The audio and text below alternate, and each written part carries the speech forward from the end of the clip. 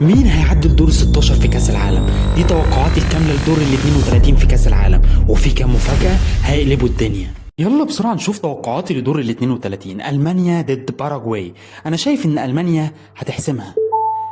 طيب فرنسا ضد السويد، فرنسا عندي مرشحة تكسب كأس العالم، عشان كده هقول إن فرنسا برضو هتكسب. هنروح لمواجهة جنوب أفريقيا وكندا، وهنا كندا هتكسب. هولندا والمغرب ماتش صعب جدا، ولكن توقعاتي هولندا هتعدي. البرتغال ضد كرواتيا، البرتغال أقرب للفوز. أسبانيا والنمسا، ومباراة سهلة جدا على أسبانيا، وأسبانيا هتكسب المباراة دي.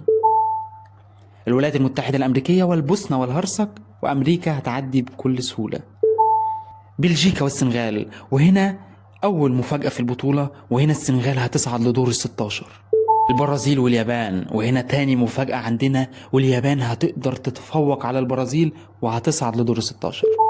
كوت ديفوار والنرويج، النرويج هتقدر تكمل لدور ال 16. المكسيك والإكوادور، أتوقع المكسيك على أرضها، فالمكسيك هتوصل لدور ال 16. إنجلترا والكونغو الديمقراطية، إنجلترا هتكسب المباراة دي.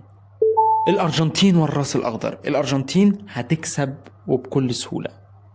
مصر واستراليا، ان شاء الله مصر هتصعد لدور ال 16، مصر تكسب ان شاء الله. سويسرا والجزائر، وسويسرا للاسف هتصعد لدور ال 16 على حساب الجزائر. كولومبيا وغانا، كولومبيا هتصعد على حساب غانا.